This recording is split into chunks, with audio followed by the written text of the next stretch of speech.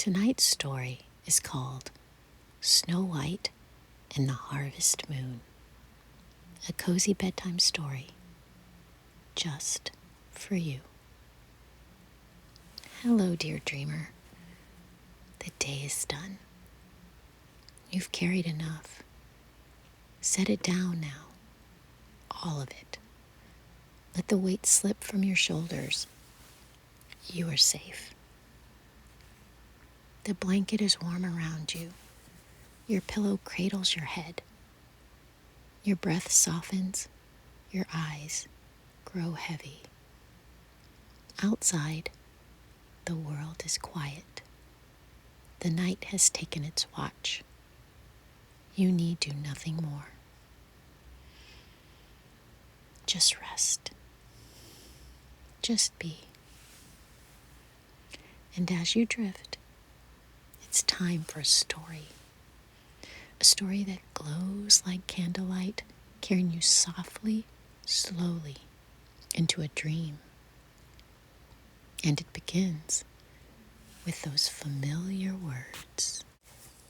Once upon a time, beneath the orange hue of a harvest moon, there lived a girl named Snow White. And upon first glance, she was a lovely girl, but no more remarkable than many others. Not dazzling, not untouchable, but simply a girl with a brightness about her. What made her different was not the shape of her face or the shade of her hair, but something that lived deeper within her spirit. Snow White carried a kindness so steady it seemed to glisten through her skin. Her laughter, it was the kind that gave courage to others, to be loud, to be boisterous, to be themselves. Her strength, though quiet, was unshakable. And all these things together, her fortitude, her belief in good, even when the world was cruel, spilled out of her like light through clear glass. And for these reasons, everything about her seemed so much richer. Her lips, crimson, like the most ripe autumn apple, and her skin, it glowed, glistening like snow kissed by sunlight. But in actuality, it was her spirit shining outward, making her luminous. She lived in a castle of gray stone, tall and drafty, where fire smoked but rarely warmed. The coldness was not in the walls alone, but also in the queen who ruled there. The queen, too, was beautiful. Some say dazzlingly so.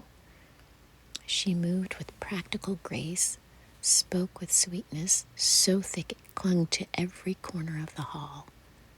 But her sweetness was like sugared wine left too long in the sun. Beneath the polish was something sour. Her beauty was a mask, a perfect fruit that gleamed on the outside, but inside was riddled with worms and decay. Beneath the painted lips and jeweled gowns, there was only hunger. Hunger for her own reflection, for her own importance, for herself. Every day, she stood before her enchanted mirror, and that syrupy sweet voice, sharp as glass beneath the sugar, and asked, "Mirror, mirror, on the wall, who is the fairest of them all?" At first, the answers pleased her. Of course they did. She had studied beauty, rehearsed it, worn it like armor, powder pale, lips painted, gown stitched in gold. She had everything that most would think beauty required. But the mirror, bound by truth, began to change its tune. Day by day, its silver voice returned a different name. Snow White. The queen could not comprehend it. She had jewels. Snow White had none. She had silks. Snow White wore plain wool. She had mastered poise and grace, every glance and gesture perfected in her looking glass. Snow White had only laughter and a way of moving through the world as though it were something to be noticed and cherished. How could this child, quiet, seemingly ordinary, be called fairer than she? But what the queen did not understand, what she would never understand, is that true beauty is not something a crown can purchase, nor something powders and potions can secure. It is not the tilt of a chin or the gleam of a gown. True beauty is what lives inside. And inside the queen, there was only hunger, only decay. But inside Snow White, there was blossoming, kindness that shone in her eyes, strength that steadied her step, faith in good so bright it spilled onto her skin that it literally glistened for all to see. This was the truth the mirror spoke, and the truth the queen could never bear. She hated with fire that smoldered beneath her sweet smiles of decay. For Snow White's beauty was not a mask to be painted or posed. It was real. It was rooted. And no matter how the queen practiced her graces, no matter how she polished her words, she could never grow what was already rotting within her. The queen's sweetness, which had once charmed courtiers and frightened servants, grew sharper with each passing day. Every smile was thinner, every word more brittle. At last, she summoned the huntsman. He was a tall man, his shoulders broad as oak trunks, his hands rough with years of carrying bow and blade. His face was weathered, lined not just by age, but by long nights under the stars, and he carried with him the quiet dignity of someone who had spent more time listening to trees than to kings. The queen welcomed him with her syrupy voice. "My good huntsman," she said, too gently as if she were offering honeyed cakes instead of demands. "Take the girl to the woods, deep, where the shadows are the thickest, and there be rid of her." The huntsman bowed, for that was his duty, but the weight in his chest was heavier than any stag he had carried home. He had hunted beast, fierce and wild, but never a child, and not this child, not Snow White, who smiled at everyone as if their hearts mattered. The next day, he led her from the castle. The harvest moon was rising pale in the afternoon sky, promising its glow for nightfall. Leaves crunched beneath their feet, crisp and curling, red and amber. A cool wind wound through the branches, carrying the smell of wood smoke from distant cottages. Snow White didn't ask where they were going. She walked beside the huntsman with an easy step, her eyes catching on everything around her. A squirrel dashed across their path with an acorn nearly twice its size. Snow White laughed softly. "They're always so serious this time of year," she said, almost to herself. running about as if the world might end if they don't find the last nut. A chuckle escaped her lips. The huntsman's mouth twitched. He had never thought of squirrels as serious, only fast. But she was right. Everything in autumn seemed urgent. Squirrels hoarding, geese crying their way south, even the trees shedding their leaves all at once, as if they too were in a hurry to prepare. And this sweet girl, she was being rushed to an end much too soon. Snow White chattered on, making her keen and thoughtful and sometimes human observations. The huntsman cleared his throat. A part of him wanted to laugh, but he knew he shouldn't. He should not grow fond of her. The queen's command was clear. Deeper into the woods they went, where the air grew cooler and the branches knit together overhead. The path narrowed, carpeted with moss. An owl called from somewhere unseen, low and steady, as though marking each step they took. At last the huntsman stopped. His hand trembled on the hilt of his knife. He had killed before, but never like this. "My lady," he said with his voice raw and cracking, "forgive me. The queen has commanded me to take your life." Snow White turned to him. Her eyes widened, but not with panic. "I see," she said, her voice quiet and steady. "And will you?" The huntsman shook his head violently. "I cannot. I will not. Run, child. Run far and do not look back. She will never stop hunting you." For a moment, the forest was silent. Snow White pressed her hand to her chest. Then she nodded once, not in fear, but in understanding. "Thank you," she whispered. "You saved me today, more than you know. I'll be strong now. I'll run far, and I'll keep going." And with that, she fled. The forest seemed to leap to meet her. Branches reached low, snagging at her skirts. Roots tangled beneath her shoes. She stumbled, caught herself, and kept running. Leaves shattered beneath her steps. A fox darted across her path, pausing just long enough to blink at her with golden eyes before vanishing into the underbrush. The deeper she went, the more the forest wrapped around her. The air grew damp with moss and earth. Shadows thickened, but moonlight spilled through the canopy in silver shards, guiding her onward like lanterns hung in trees. Snow White slowed at last, her breath rising in soft clouds. She leaned against a tree, rough bark pressing cool against her palms. Alone, free. Afraid? Yes, but beneath the fear was something else. A stirring, a strength that she had not known that she possessed. Her gown was torn, her hands were dirty, her hair tangled with twigs, but her eyes were bright, and her step was firm.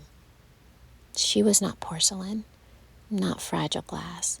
She was alive, and she would endure. A rustle overhead caught her gaze. Another squirrel, this one glaring down as if to say, "This is our forest, girl. What are you doing here?" Snow White tilted her head. "Looking for a place to rest," she murmured. "But don't worry, I won't steal your acorns." The squirrel flicked its tail and disappeared, unimpressed. Snow White smiled, the first smile since leaving the castle, and sank down deep into the tree's roots. The forest was strange and full of shadows, but also full of life. And she, too, was full of life. For the first time, she felt the truth of it. She was more than a girl in a castle. She was something else now, something strong enough to stand, even in the darkest woods, beneath the glow of the harvest moon. Snow White wandered deeper into the forest until at last she came upon a cottage. It stood crooked among the trees. Its beams bowed slightly as if the forest had leaned too long upon it. Smoke curled from the chimney, carrying the scent of roasted meat and fresh bread. Her stomach growled, and she pressed her hand to it. She hadn't eaten since morning. Drawn by the smell and the warmth glowing through the windows, she pushed open the door. Inside, she expected smallness. Instead, she found the opposite. 7 chairs circled a wooden table, each one large enough for 3 men to sit, shoulder to shoulder. 7 mugs lined the shelf, each the size of a barrel. Boots, enormous boots, stood in a row by the hearth.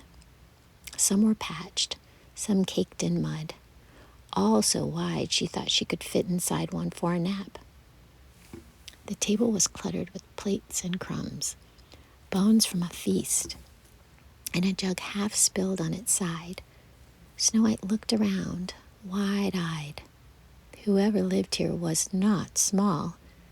Whoever lived here was very, very large. She set the jug upright, brushing crumbs from the table with a quick, tidy movement. It felt right to make herself useful.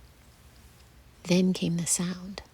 Footsteps, heavy as thunder, shaking the floorboards. Snow White's heart leapt. The doors swung wide, and one by one they ducked inside. 7 men, broad as door frames, tall enough that they had to stoop beneath the rafters. Their shoulders were like boulders, their hands like hammers, but their faces, ruddy-cheeked, boyish, and open as sunlight. The first sneezed so loudly that the rafters rattled. The second tripped over the threshold and sent his boots flying across the room. The third carried an entire roasted chicken in one fist, grease glistening on his chin. Another ducked his head to avoid the lamp, but smacked it anyway, muttering, "Blasted ceilings." They were giants, but not the dreadful bone-crushing kind from bedtime warnings. No, these were the silly, lumbering sort who laugh too loud and eat too much and argue over who gets the biggest blanket. Snow White should have been afraid, but she wasn't.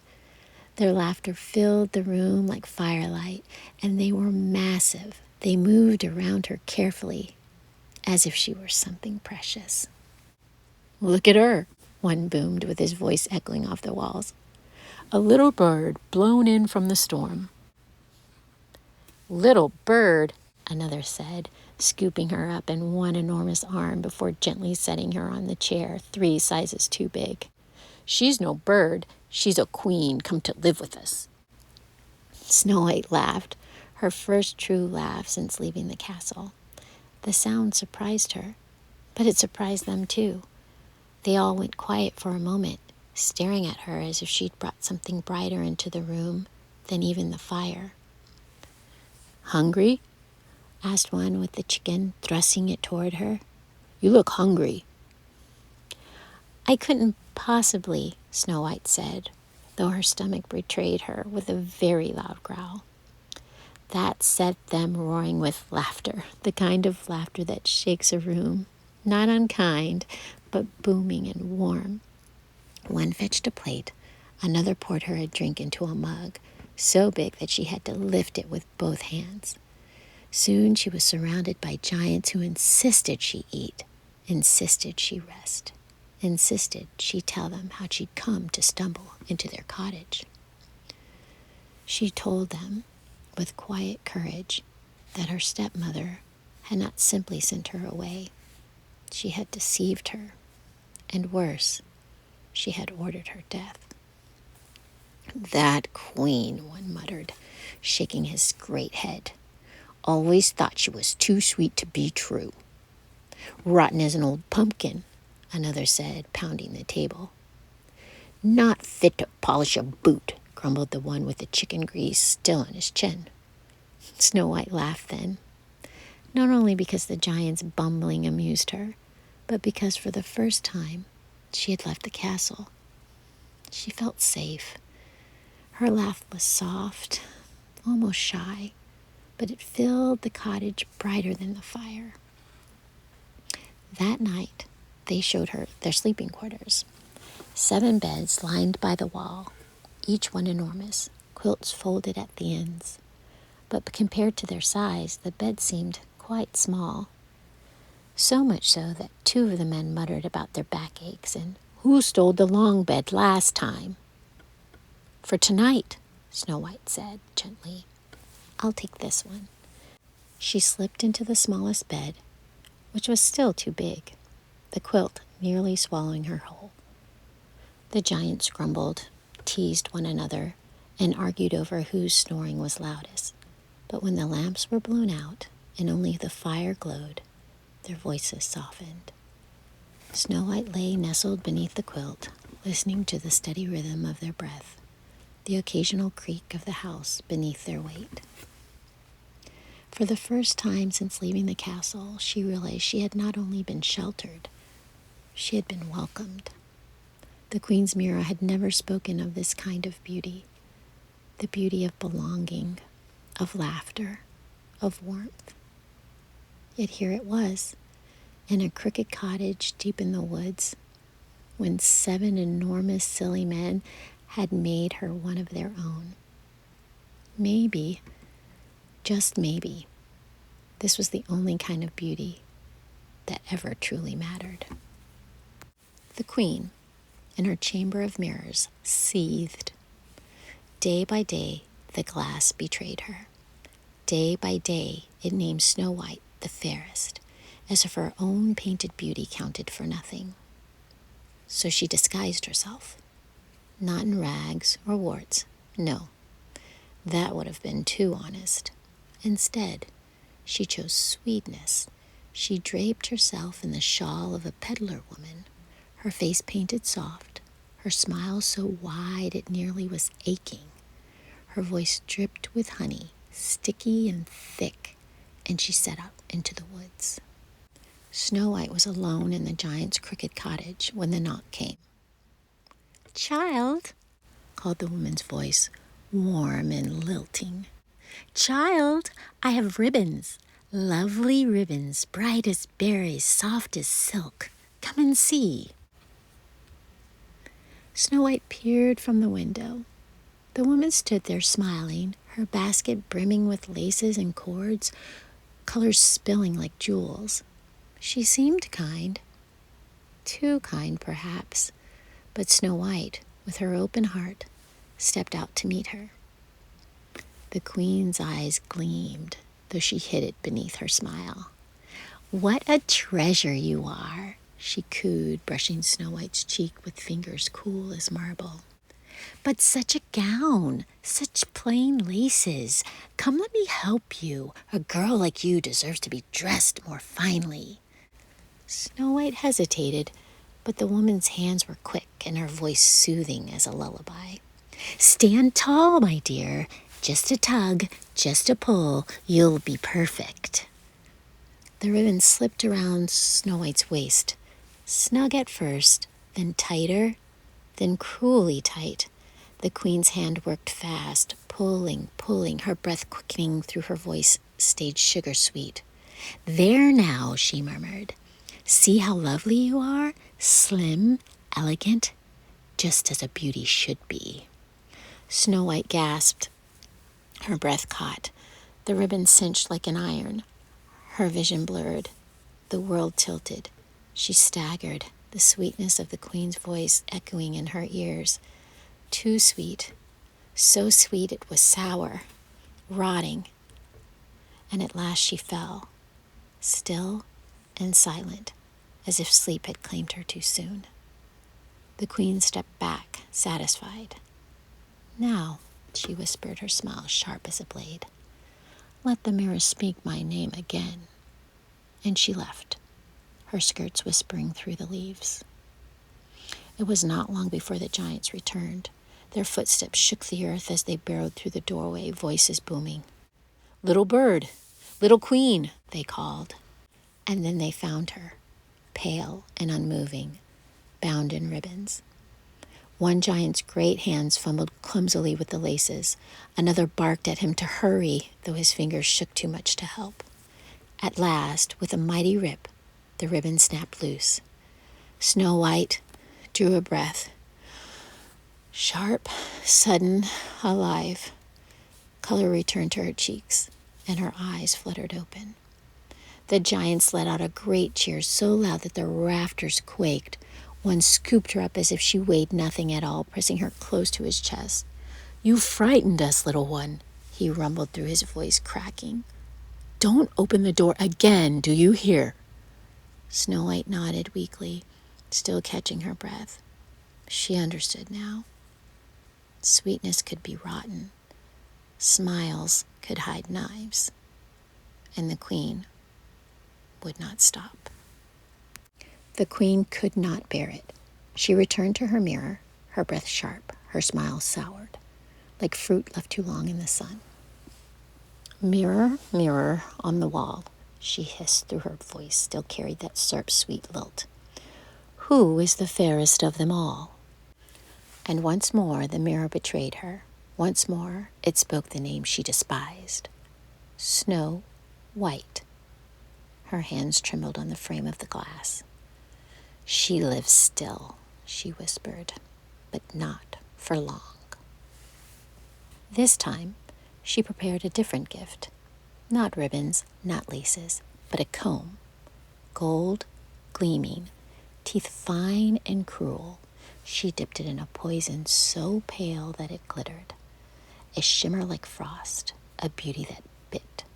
And she cloaked herself again in kindness. When she arrived at the cricket cottage, her disguise was that of a peddler with wares to sell, a woman cheerful and bustling, her baskets heavy with trinkets. "Child," she called, her voice sing-song, the kind that rang too sweet in the ears. "Child, come and see. Come for the fairest hair, combs for queens and princesses alike." Snow White, still pale from her last ordeal, hesitated at the window. The giants had warned her never to open the door, but the woman smiled so brightly, so innocently. And Snow White, with her tender heart, thought, surely kindness cannot always be false. So she cracked the door, just a sliver. The woman leaned in, her eyes gleaming beneath her shawl. "Look at you," she crooned. "Such lovely hair, but so untidy. Come, my sweet child, let me smooth it for you. A girl as pretty as you should shine, should sparkle, should gleam." Snow White's fingers twitched at her tangled hair. It was true.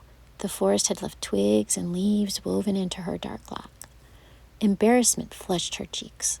Slowly she opened the door wider. The queen's hand was quick. Practice. She slid the comb through Snow White's hair with practiced gentleness, each stroke slower, sweeter, until pain. The teeth bit into her scalp, sharp, searing, a sting that spread like fire. Snow White gasped, her knees buckling, her breath faltered. The sweetness of the woman's voice curved around her like a noose. "There now," the queen whispered, too softly, too sweetly. "Doesn't that feel better? Perfect, my dear, perfect." Snow White swayed, her vision dimming. The last thing she saw before the darkness claimed her was the comb gleaming in her hair like a golden crown. The queen slipped away, smiling, her basket light, her steps quick with triumph. Not long after, the giants returned. Their laughter echoed through the trees even before their boots thudded against the cottage floor. But laughter turned to alarm when they found her, slumped and silent, her head bowed.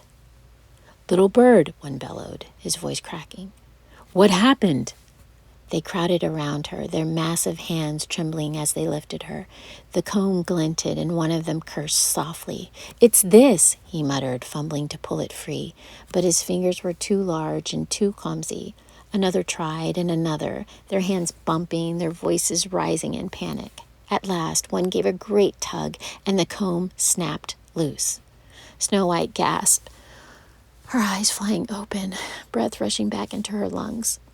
She coughed, blinked, and then seeing their enormous worried faces so close to her, she laughed, weak but real. The giants fell back in relief. One clapped so hard on the back that he nearly toppled into the fireplace. Another muttered about banishing all combs forever. Another swore he would cut his hair with a sword before he let such a thing come near his head. Snow White shook her head, tears of laughter mixing with her exhaustion. "You saved me," she whispered. "Of course we did," one said gruffly, his cheeks pink. "We'd save you 1,000 times if we had to." And they tucked her close that night, quilts piled high as if to shield her from every sharp edge in the world. The queen raged. Twice she had tried. Twice she had failed. And twice the mirror had mocked her. "Mirror, mirror on the wall, who is the fairest of them all?" And always it answered, "Snow White." Her voice, once warm and lilting, had grown brittle. Her smile glittered, but it was the glitter of broken glass. But she smoothed her face once more, painted on her kindness like a mask, and prepared her final trick. This time she chose an apple, round, red, gleaming as if it was kissed by sunlight. Its skin shone so brightly that it promised sweetness with every bite. But beneath the surface, its flesh was laced with poison. Not the kind that stung or burned. No, this poison was patient. It would slow the heart, quiet the breath, slip the soul into silence. The queen cloaked herself once again, this time as a humble farmer's wife, her basket filled with fruit. She whistled as she walked, her tune cheerful, her face warm, and when she reached the crooked cottage, she called out, her voice syrupy and smooth, "Apples, apples fresh from the orchard, sweetest of the season, ripened under the harvest moon." Snow White leaned from the window. The giants begged her never to open the door. Twice now she had faltered. Twice their kindness had saved her. She pressed her hand to her heart. "I must be stronger," she thought. "I must be wiser." And yet, she was human. She was young, and the sight of those apples, red and shining, made her mouth water. It had been so long since she had tasted fresh fruit from the branch. The queen lifted one apple high, its skin glowing like rubies. "Just one bite, child," she coaxed, as her voice as soft as a lullaby. "One bite, and you will taste heaven." Snow White hesitated. The woman's eyes gleamed, though her smile never wavered. Her sweetness was suffocating, her kindness too polished. Snow White's spirit whispered warning, but hunger whispered louder. She took the apple. The skin broke beneath her teeth with a crisp snap. Juice spilled, sweet at first, but then bitter, sharp, wrong. Burning her throat, her hand slipped. The apple rolled from her grasp, thudding against the wooden floor. Snow White crumpled, her hair spilling around her face, her lips pale against the quilt of her borrowed bed. The queen smiled hardened. "Now," she whispered, her voice no longer sweet but jagged with triumph. "Now the mirror will be mine again." And she vanished into the shadows of the forest, her basket light, her heart heavy with greed. When the giants returned, their laughter carried down the lane, but as they entered, their joy shattered. Snow White lay still, too still, her breath gone, her skin cold. For the first time their voices faltered. These were men who wrestled stags, who laughed at storms, who thundered through life with careless cheer. But now they were quiet, broken. One giant lifted her gently, his massive hands cradling her like glass. "She's gone," he whispered, his voice raw. "No," said another. "No, not our little bird, not our queen." They tried everything. One pressed his ear to her chest, listening desperately. Another brushed her hair back, fumbling with trembling fingers as if the comb still might be hidden there. Another laid her back down and covered her with quilts, as though warmth alone could call her back. But Snow White did not stir. At last, they built her a coffin of glass so they could still see her face, so radiant, even in stillness. They carried it into the forest, setting it where the sun could touch her, where the moon could guard her, where flowers might bloom around her. Days passed. The giants kept watch, their laughter silenced, their home quiet. They brought her wildflowers, laid feasts at her side as if she might wake and join them. They argued less, spoke softer, their hearts bruised by grief. And then one day, a prince passed through the forest. He saw the girl in the glass coffin, her face glowing even in sleep. He listened to the giants tell her tale, their booming voices breaking with sorrow. And he, too, felt the grief of her spirit, the truth of her spirit shining still. With reverence, he leaned close, and as he did, the coffin shifted, tilting slightly. A piece of the poison that was lodged in Snow White's throat slipped free. She gasped. Her chest rose, her lips parted, color returning. She opened her eyes, dazed, blinking, alive. The giants roared with joy, their laughter booming through the trees once more.